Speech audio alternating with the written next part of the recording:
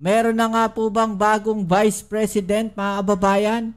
Hindi yan matatanggap ng mga DDS, mga kababayan, dahil siguradong magagalit po sila. At ang sinasabi nga po na tila ang bagong Vice President ngayon ay walang iba kundi si Leni Robredo.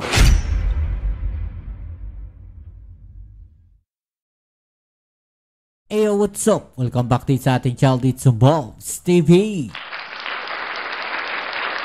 Alright, so tayo nagbabalik-balik mga kababayan, at eto na nga, no, ating pag-usapan ang balita ngayon mga kababayan, na kung saan, nako, meron na nga po bang bagong Vice President, mga kababayan? Nako, hindi yan matatanggap ng mga DDS, mga kababayan, dahil siguradong magagalit po sila. No? At ang sinasabi nga po, no, na tila ang bagong Vice President ngayon ay walang iba kundi si Leni Robredo, mga kababayan. Yan ang ating alamin at pag-uusapan, pero syempre bago ang lahat, please don't forget to subscribe, like, share at comment dyan sa comment section. At syempre shoutouts tayo sa mga followers natin dyan, sa mga palagi po nandiyan dyan. Maraming salamat po sa inyong suporta. No? Please don't forget to click yung notification bell para updated kayo pag may mga latest video uploads tayo. Alright? So tara, umpisahan na natin to mga kababayan.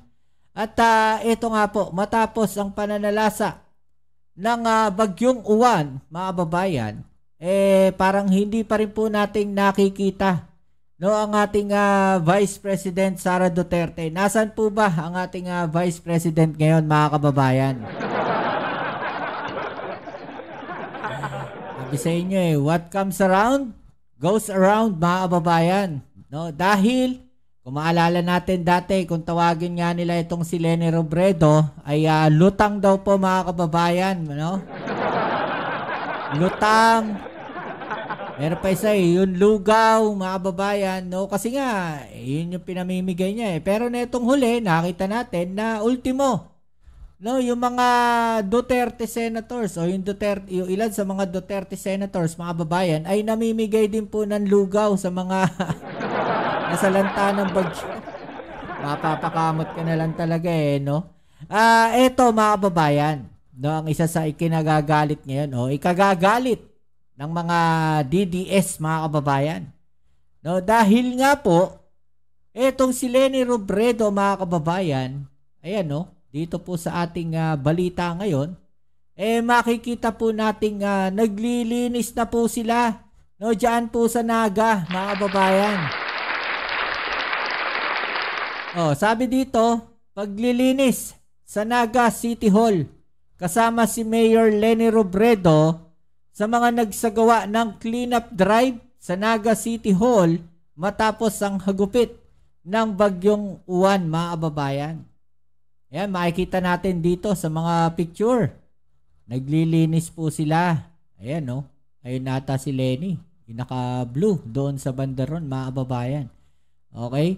So, yan po yung ginawa nila matapos yung bagyong Uwan. Pero meron pa po tayong ipapakitang video, mga kababayan. No, na kung saan, talaga namang ikagagalit ito ng mga DDS. Actually, dito may nabasa ako dito sa comment section Ano sabi dito?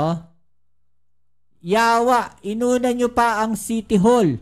Unahin nyo dapat mga nasa bayan-bayan at mga nasirang bahay. Pagkain at tubig, wala naman na pinsala ng City Hall na yan, kundi mga halaman. Basic na yan. Yan po, sabi sa inyo, mga kababayan No, wala talaga silang wala talaga silang makikitang maganda pagka hindi yung mga santo nila ang kikilos. No, baka nga pagka yung mga sinasamba nila namulot lang ng candy diyan yung wrapper ng candy diyan aba, no? Sobrang exposure na yan doon sa mga vlogger nila. Sabihin nila, ay ganyan kalinis, no? Yung aming sinusuportahan.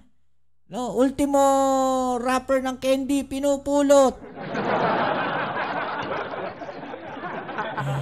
Ayan, sinupalpal siya rito. Wala pang bagyo, nag-iikot na siya. naka-ready na siya. At mga constituents niya, di lang sa bayan niya. Ang angat buhay niya gumagalaw kada segundo. Easy ka lang, kayang-kaya niya yan. Hanapin mo idolo mong batugan sa gitna ng kalamidad, hayahay yon ang yawa, malala pa sa yawa. Di ba? Oh. Hindi nga natin makita yung Vice President ngayon eh. Nasaan ba? No, ang ating Vice President ngayon, mga kababayan. Di ba? Oh, ito ang FVP ko. Oh. Di pumipirma basta-basta lalo na sa mga confidential funds at tinaharangan yung mga buwisit na sumisira sa kalikasan. Sana mamulat na kayo. Diba mga kababayan? Oh. Huwag ka nang tumulong, Mayor. Baka yan na naman ang gagamitin nilang paninira sa iyo. Exactly. Ganyan po talaga ang gagawin niyan, mga kababayan. No, neto mga makakalaban niya. Diba sa politika, kung siya man po ay tatakbo sa 2028. Ito mga kababayan, yung video na sinasabi ko. No? Panoorin muna natin to, tapos pag-usapan natin. Ha? Let's go! Hello everyone! Nandito po tayo ngayon sa harap ng Naga City Public Market. Naglilinis tayo ng kalsada kasi maraming... Naglilinis po ng kalsada mga kababayan. At kung titignan ninyo dito, yung itsura talaga ni Lenny, haggard na mga kababayan, no? Bakit kamo? Isa po sila sa talaga namang dinaanan ng bagyong uwan. Kaya hindi nyo masisisi bakit ganyan ang itsura ni Lenny. Diba? Kasi syempre pagod, puyat, diba mga kababayan? Pero hindi po siya lutang. No? Hindi po siya lutang mga kababayan.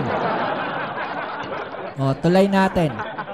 Yung putek dahil binaha dito.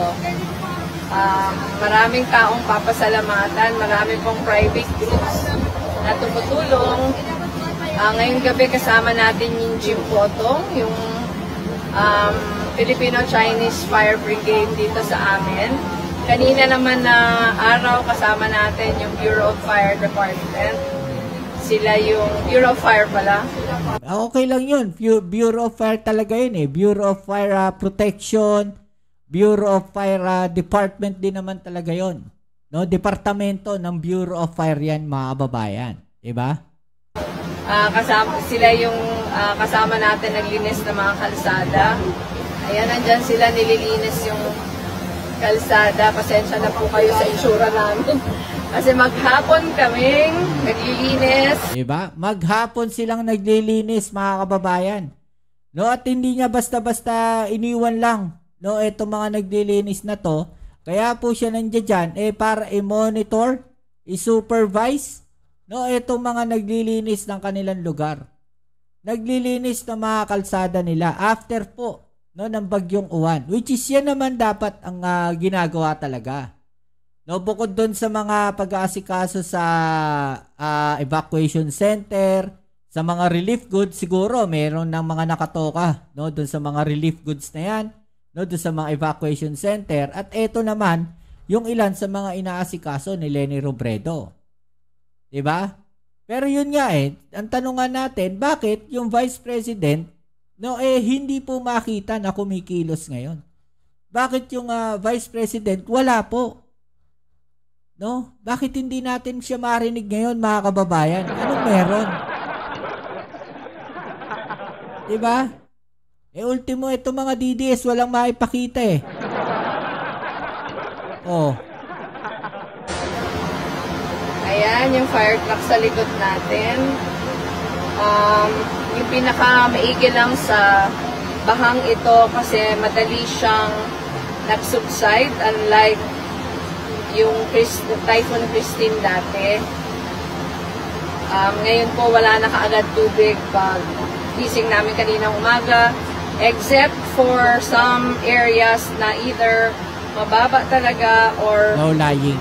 Medyo problematic dahil sa kanilang drainage.